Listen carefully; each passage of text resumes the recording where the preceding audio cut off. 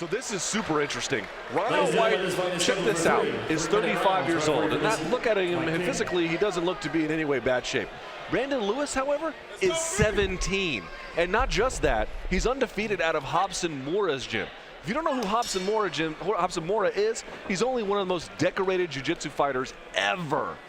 This should be interesting. Literally, White is double the age of Brandon Lewis. Brandon in the blue gloves, Ronell in the red gloves. I've seen Brandon fight every single one of his fights, and they've all gone and just done in the first round. He is an incredible young man, 16 years old, hadn't lost a fight. It's unbelievable to watch him fight. He's 17 now. This kid has pedigree. He's undefeated. He's young, so obviously he's going to be able to have all the athleticism he needs, and he is super well trained coming out of Robson Moura's gym. Both fighters toe-to-toe in the middle of the ring. Oh, good back kick. Bit of a sloppy distance closing there, but not too bad. As you can see, he's got at least the left side underhook. It looks like he might be trying to close his right elbow. Yes, he was for the takedown, but he had to give it up. Now it looks like he might go for a head toss, or at least one off the whizzer. Here might come the Harai Goshi, throws him into the cage there.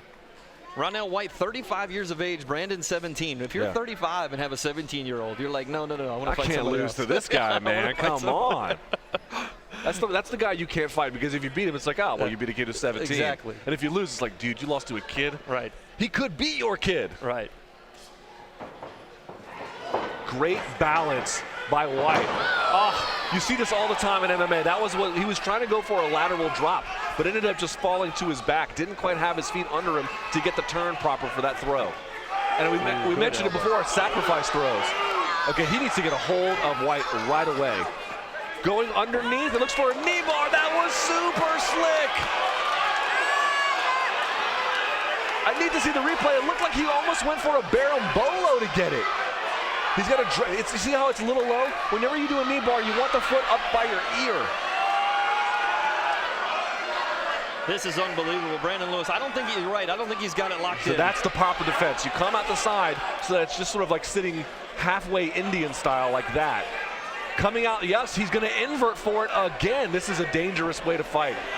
This reminds me of Frank Trigg. Brandon Lewis has lost his mouth guard. It knocked him clean out. Good job, Dan. He's got full guard. You see him, look at, by the way, look at White. See when he's using that left hand, excuse me, the right hand to pressure? He's going to get armbarred. What was I just saying? What was I just saying? You want to control someone's posture, but you don't put him on the shoulder. You push him on the hip.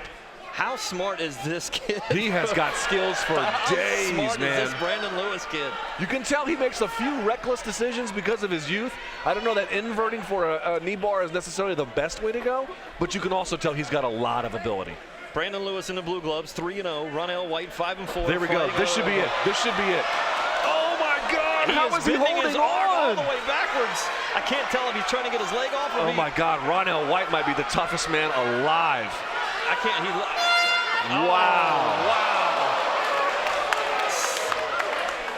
Wow! And he looks fine. I can't really tell what the coach from Ronell White's team is yelling about.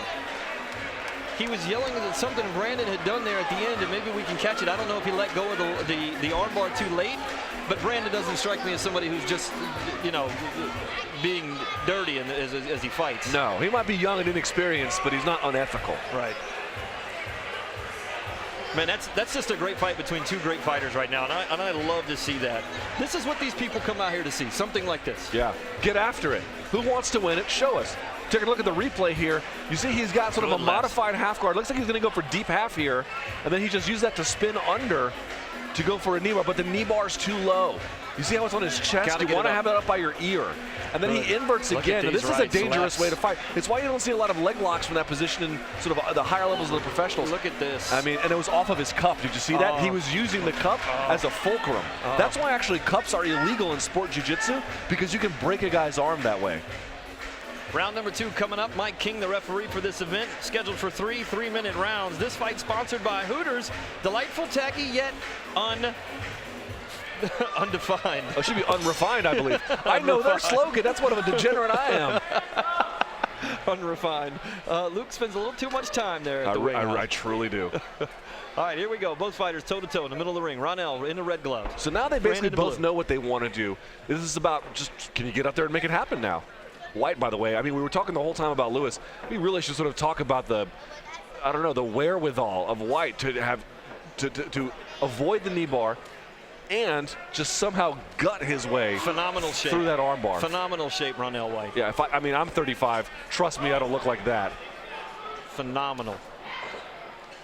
It's hard for me to explain. Like I'm 5'8", and when I get in against these guys, I look like you when we stand next to each other at 6'4". Yeah, these they're guys, huge.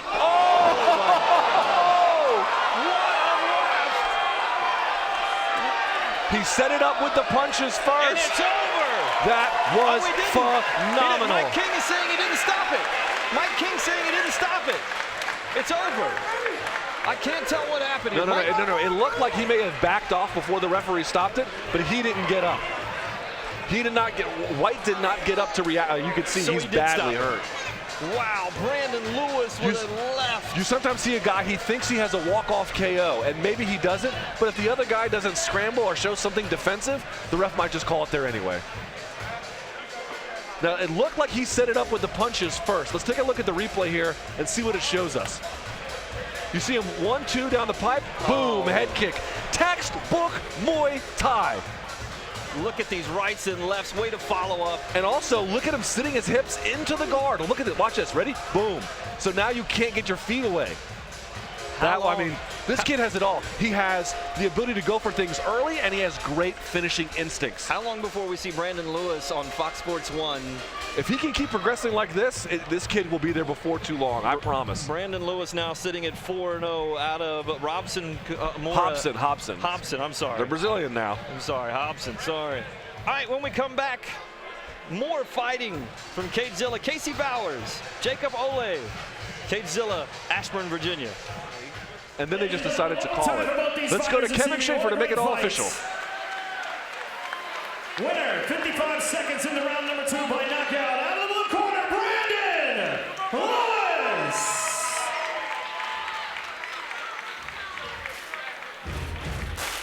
Buddy, you're a boy, make a big.